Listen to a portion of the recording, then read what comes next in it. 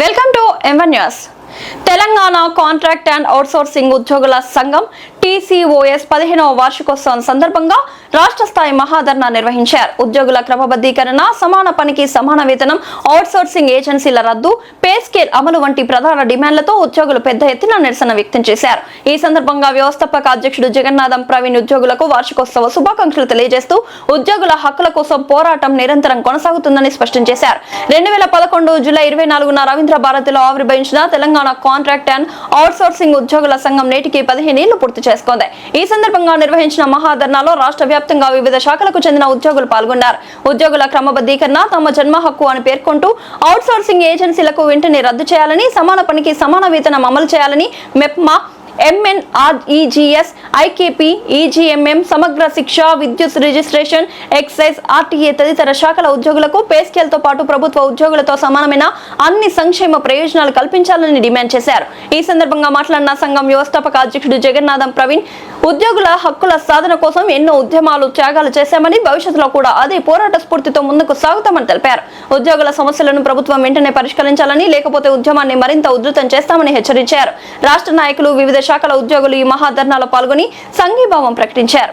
Treatment ఉంది, కాలు treatment ఉంటే చూసి ఆగితే ఇదంటే నేనైతే ఇక్కడికి వచ్చినందుకు ఐఎమ్ ఫీలింగ్ వెరీ అషేమ్డ్, సిగ్గుపడుతున్నా, కళ్ళెమ్మడి నీళ్ళు కూడా వస్తా ఉన్నాయి.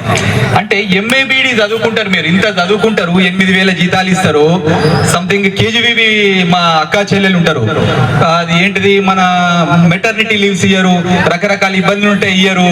నెక్స్ట్ ఏంటి, మన చచ్చిపోతే ఎవడు రూపాయి ఇయ్యడు, కనీసం సావు ఖర్చులో కూడా రూపాయి ఇయ్యరు. సమాజం సిగ్గుపడాలి. అంటే మేము మనుషులం కాదా? Are we not the citizens of this country? సమాజం సిగ్గుపడాలి. అరే ఎన్నేళ్ళు కొట్లాడతాం భయ్, తెలంగాణ రావాలి రావాలి, తెలంగాణ వచ్చింది, 10 ఏమైంది, ఇంకేం రావాలి? అవి ఇంకా మీరేమన్నా చదువుకున్న వాళ్ళ, లేకుంటే పొలాలలో ఏమన్నా విత్తనాలు వేసేటోళ్ళ? అరే you are very qualified, you are the graduates of MA BAD. So Telangana రాష్ట్రం వచ్చినప్పుడు ఏం చెప్పిండ్రు? ఇప్పుడు ఒక మిత్రుడు చెప్తా ఉన్నాడు, సర్వవ్యాధులకు నివారణ ఏదో అని. తెలంగాణ కూడా గట్టినే చెప్పిండ్రు. ఒక కాంట్రాక్ట్ అవుట్సోర్సింగ్ సంఘం పెట్టడం జరిగింది. ఈ సంఘాలు నడపాలంటే అంత ఈజీ కాదండి. ఆ మిత్రుడు యాదగిరి మొన్న ఎక్కడో 10 ఏళ్ల తర్వాత నాకు కలిసిండు, ఏమైనా ఇంత తిరిగి కూడా గట్టిగానే ఉన్నామని అడగడం జరిగింది. మా మిత్రుడు RVM మర్ద శ్రీనివాస్ గౌడ్ అన్న నర్సంపేటలో ఉంటాడు. ఈ సంఘాలను నడిపి బ్రెయిన్ స్ట్రోక్ వచ్చి సిక్కైండు. నేను వరంగల్ పోయినప్పుడన్నా పనిచేస్తా ఉంటా. అంటే లీడర్షిప్ లా కమిట్మెంట్ ఉంటుంది. నాకు కూడా కాళ్ళు ఒక రాడుంది, ఇవన్నీ ఉంది. స్పెషల్ గా ఇక్కడికి రావడం ఎందుకు జరిగిన అంటే, లీడర్షిప్ అంటే దమ్మున్న నాయకులతోటి మన పనులన్నీ అయిపోతాయి. లీడర్షిప్ రకరకాలుగా ఉంటుంది. ఒక లీడర్ ఉంటాడు, బస్ స్టాండ్ చుట్టూ తిప్పుతూనే ఉంటాడు, వానికి దమ్ము ఉండదు, ధైర్యం ఉండదు. వాడు బస్ స్టాండ్ లకు తీసుకుపోయేసరికి బస్ వెళ్ళిపోతుంది అట్లా.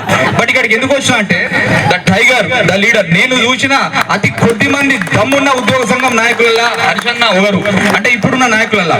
సో నాకు కూడా ఇట్స్ అన్ ఆపర్చునిటీ. మా ఫాదర్ కూడా 25 ఏళ్ళు తెలంగాణ ఉద్యమ నాయకులు, చాలా దమ్మున్నాడు, మంత్రిని నిల్చోబెట్టి కడిగిండు మా ఫాదర్, ఆ గ్రేట్నెస్ అట్లా. సో ఆ తర్వాత అందరం చూసినాం, తెలంగాణ రాష్ట్రంలో కూడా దమ్ము ధైర్యంగా ప్రశ్నించేది లీడర్లు చాలా మంది ఉంటారు. కానీ అధికారి దగ్గర పోవాలన్నా, మంత్రి దగ్గర పోవాలన్నా వీనికి లావులు దడుస్తాయి, డబ్బులు కొడతాయి. బట్ హరీష్ అన్న is not like that. Is the leader with guts and everything. So అసొంటి నాయకులతో పని అవుతుంది. సో అందుకోసం హరీష్ అన్న దగ్గర మాట్లాడాలని వచ్చిన. బ్రదర్ మీరైతే ఏమనుకోవద్దు, ఇంతమంది మహిళలు ఈడ కూర్చున్నందుకు నేనైతే సిగ్గుపడుతున్నా. I'm really ashamed of that. ఆ కళ్ళెమ్మ నీళ్ళు వస్తున్నాయి. సమాజం సిగ్గుపడాలి. అరే ఎవరి కోసం ఈ హరాస్మెంట్ వల్ల చచ్చిపోతా ఉన్నారు, ఉద్యోగులు చచ్చిపోతా ఉన్నారు. అధికారులు కూడా చెప్తా ఉన్నా, మా ఉద్యోగులు ఎవడన్నా అధికారి వేధించినట్టయితే బొక్కలు ఇరుగుతాయని కూడా చెప్తా ఉన్నా. దయచేసి వీళ్ళందరూ కూడా హైలీ క్వాలిఫైడ్, హైలీ చదువుకున్న వాళ్ళు, వీళ్ళందరికీ you have to respect them. అరే ఏముంది భయ్ జీవితం, అందరికీ ఇంత వయసు పెరుగుతా ఉంది. వయసు పోయినాక ఏమొస్తుంది? ఎవరిదైనా లైఫే కదా. మరి we are the citizens of this country. మేము పాకిస్తాన్ నుంచి, బంగ్లాదేశ్ నుంచి రాలేదు. We are not migrated. మా రైట్ సమాన పనికి సమాన వేతనం ఇవ్వాలి. 1,00,000 రూపాయల పని తీసుకొని 10,000 ఇస్తే ఎట్లా బతకాలి? ఇల్లు రెంట్ వెళ్ళదు, అట్టి పనులు రావు కనీసం. This is very bad. సమాజము, అడ్మినిస్ట్రేషన్ షుడ్ బి అషేమ్డ్.